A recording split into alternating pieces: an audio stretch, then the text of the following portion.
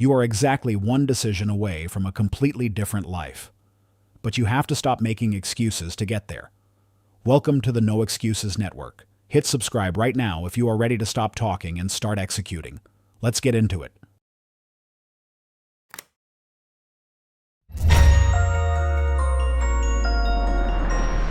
You're actually involved in educating the process. Yeah, without a doubt. I gotta show you. Every day I'm hustling from the day we came in the game, and we still are. And there's so much more to do, and I won't be satisfied until I've done something that's never been seen.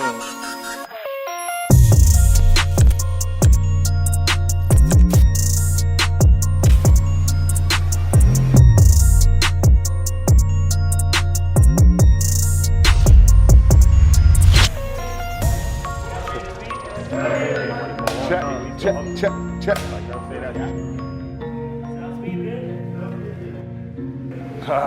Good, my guy. How you? Welcome to the promised land. What's going on, boss? Everything To good? the promised land. Everything good. Yeah. Everything wonderful. Thank you for the Everything hospitality. wonderful. It's too easy.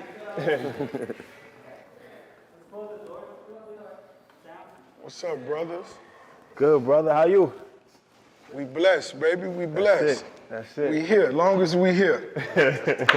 As long as we here, you know what I'm saying? It's only right. Welcome to the promised land. Toast to all the hustlers, you know what I'm saying? The last time we met, we was on stage together. Yeah, we was on stage. In Miami. Yeah, him 500. Yeah. Magical moment. Yeah. So, you know, It's a very magical moment. it's gonna make some more history. That's my boy. I told him to pull up today, but he couldn't make it.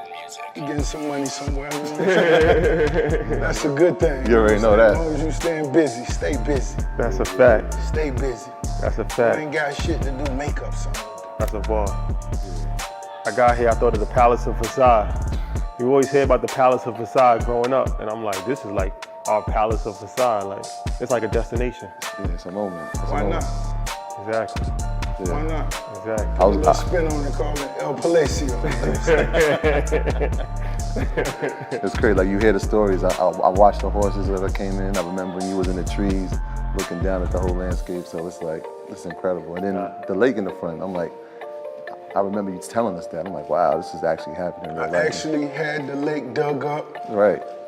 took out everything I ain't want so we could refill it up, you know what I'm saying? Yeah. Put the fish in that we want so we could pull out exactly what my mama wanna eat, you know what I'm saying? Just save all of this for the interview. Do you not want to be? Oh, we ain't filming that? Well, we are, but I just want you to take a seat. You're like standing up, you know. Yeah, that's how you get the best out of Rose. That's what you want.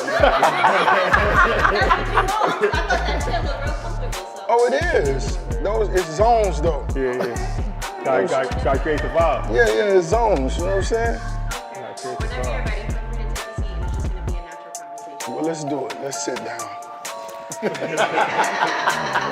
She's the boss. Yeah. I see. We just follow direction. That's Yeah. it. Boss meet the boss. I see. Somebody I get see. Diddy on the line. All right, first and foremost, the biggest boss, Rick Ross, Rose. Thank you for inviting us, for having us at the Promised Land. This is an extremely inspiring moment for us. Just pulling up, you know, coming from New York, we come from a very close environment, like, you know what I mean? So you don't really get a chance to think.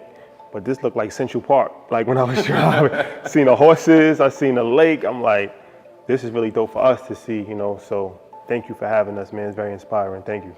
Oh man, you guys earned it. Yeah. Let's get the numbers right. We got 235 acres. We got. No.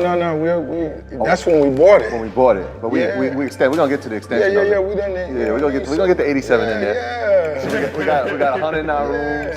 We got 12 bedrooms, 21 bathrooms, and a plethora of other things that's going on. The largest swimming pool in the United States. The biggest residential pool in the U.S.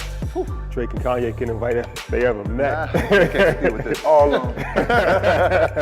But let's get into the Rose. So, you know, our slogan, assets over liability, that's what we live by. So what is an asset? What is a liability to you? Like, how do you define an asset? How do you define a liability? I'm gonna be honest. You know, I think depending on the role you play and who you are, what's a liability for one brother could be an asset for another.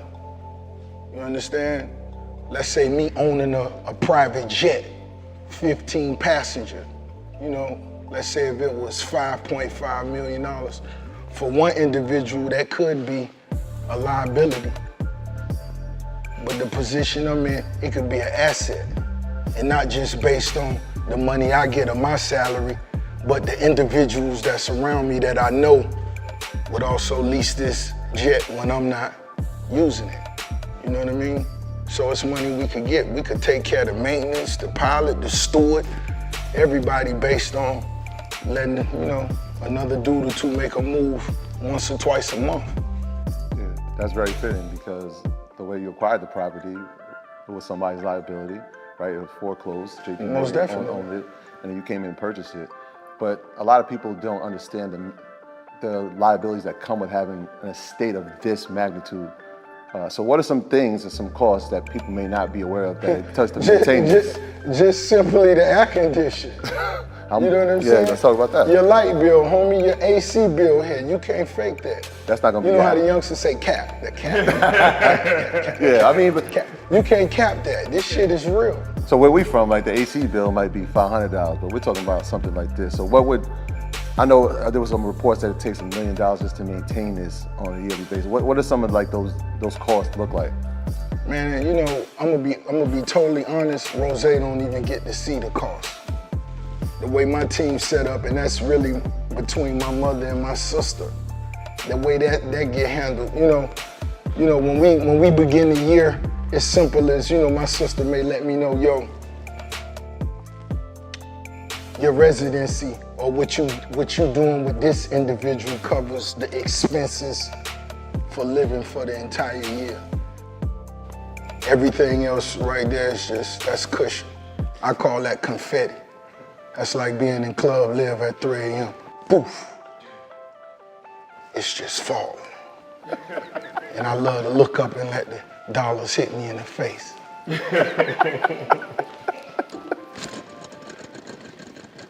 know what I'm saying? So, but it's easy, you know what I'm saying? When I first moved into this spot and we first got it up and running, that's before I fully moved in. You know, I saw, you know, light bills, 17K, 18K, you know, that ain't nothing.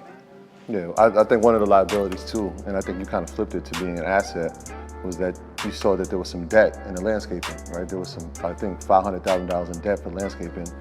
And according to you, you were like, hey, I can cut the costs. I can mow the lawn myself, which led you to get into John Deere and saying, all right, we're gonna cut costs, we'll do it, and also allowed you to provide jobs. Can you talk about that a little bit? Most definitely. That's basically how I look at everything around here. When you see my homies, the ones that's driving me, these are dudes that's from my hood. These are dudes that's from my community. And like I tell my dogs that's around me, you're not just gonna get rich being next to me doing one thing.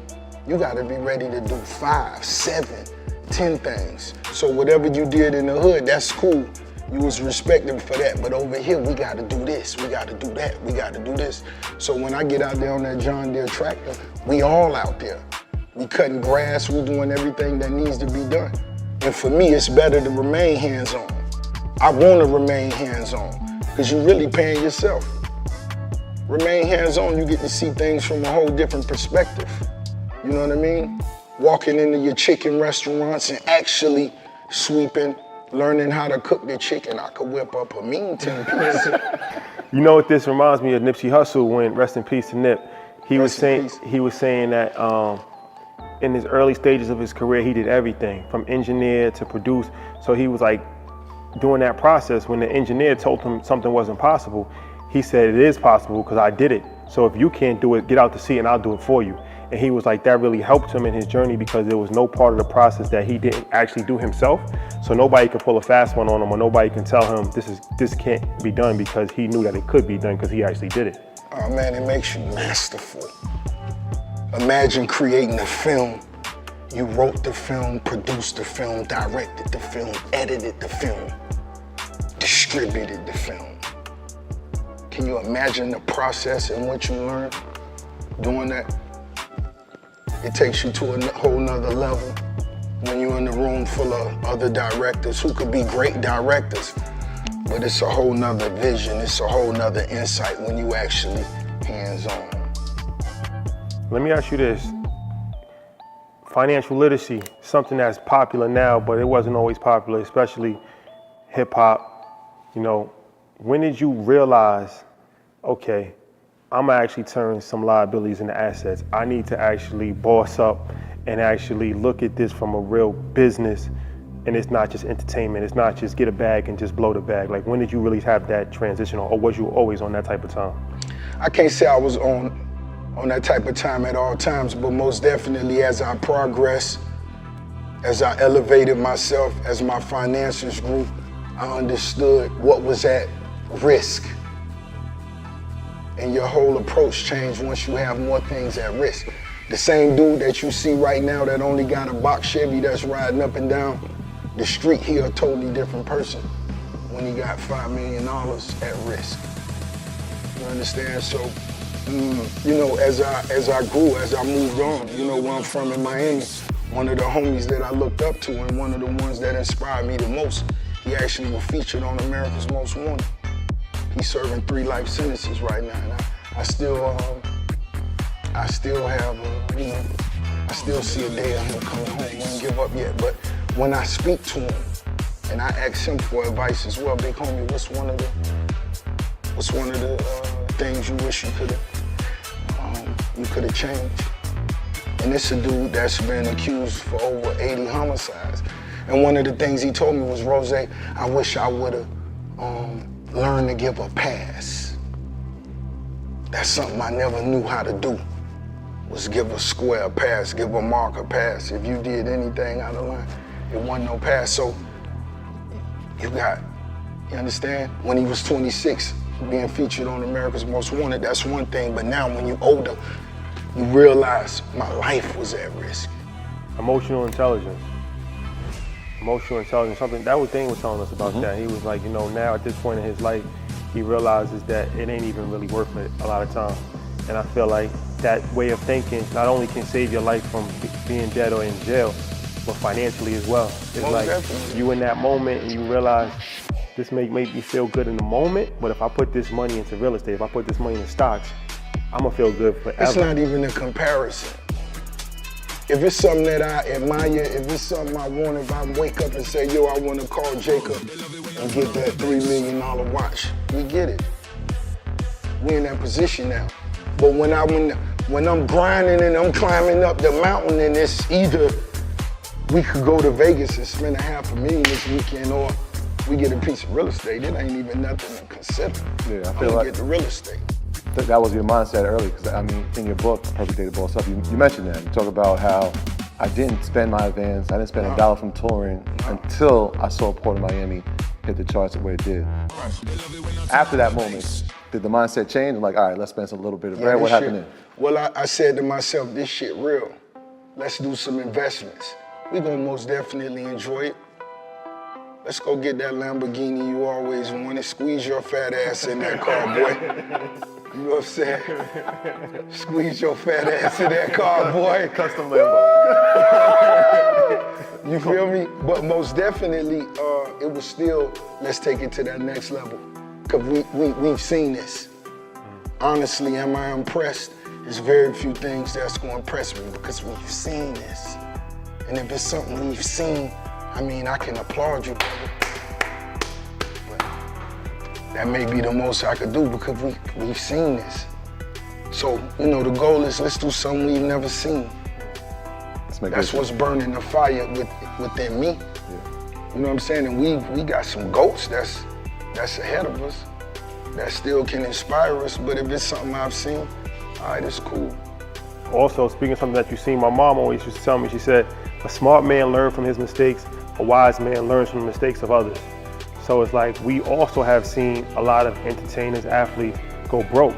Without a doubt. Was that something that was like scary to you? Of course. Every time I come through the gates, I say, damn. The homie that, you know, owned this previously before me made $50 million a night. 550 million plus came through his hands. What's gonna separate me from the mistakes homie made? And I began going down my mental list. Well, this is what I'm gonna do different. Yeah, your man cave has to step up. You gotta step your man cave up at this. Yeah, that is a fact. My man cave ain't looking good. Who knew Ross had every Marvel and DC character ever created? Don't let that go over your head. Who's your favorite character? Batman. Real nigga, man. If Bruce Wayne be on this shit, that car was something else. That Batmobile, boy. That's Voltron? That's gang. Wow. That's gang You war don't shit. got Voltron. What the fuck are you doing? Voltron. Oh, Voltron man. was every young nigga dream, Had boy. to watch that. Yeah. So during Corona, obviously, your number one asset was touring, and that got paused. And I feel like you had an epiphany moment when you started actually walking around the property and looking at things you could turn into assets. What was that process like? Because I know you talk about the baseball field that you say, you know what, I could turn this into an amphitheater and have comedians and people tour here. What was that process like for you? Well, really, it was just, once again, you know, having more time to spend on the promised land than I have ever, maybe, you know what I mean? So I'm walking around, I'm getting up, getting on social media. I had to ask my homie, show me how to use my story. He showed me this how you do it. You hold it down and then you can spin it around. Okay, cool. I just began walking around barefoot, so on and so forth, just talking a little shit, but at the same time, it's time to capitalize on the moment. This will separate the real boys and men. It's a lot of dudes I saw live a certain lifestyle that came to a cease as soon as that motherfucking fungus hit. Fungus among us. The fungus still among us. Still among us. You feel me? A lot of motherfuckers' lifestyle cease. It wasn't like that for Rose. Yeah, so while you were walking, because I know you purchased 87 acres of land that's adjacent to this property. Right. Is that part of that walk that you were having? Like, wait, Right, I see this land, I can have it. What are the plans for that? Because I know they said a rumor that you paid $1 million for the 87 additional acres. What's the plans for the additional 87? Honestly, I don't want to say yet. To me, real estate has always been an asset. You can make a new car. You can't make that corner. You gotta buy that corner. And if my last name on it, you gotta come see me.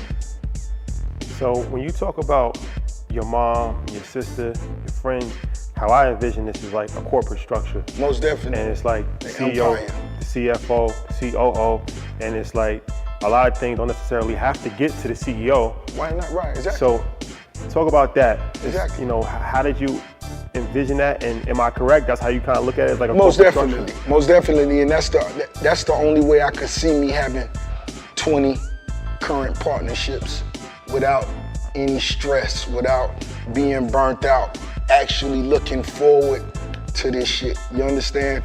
We looking forward to sitting down with the homies. You can imagine how many interviews I do, how many Zooms, I call them rooms, and I look forward to the shit. And how can I do that? It's because the small talk shouldn't make it to the boss. You should have somebody on your team that's so hungry that shit ain't gonna even get past them. Of course they gonna check in and run it by you because that's what you do out of respect for the boss, but you already know what the play is. And if I was the little homie next to the billionaire, it's very little that would get to him.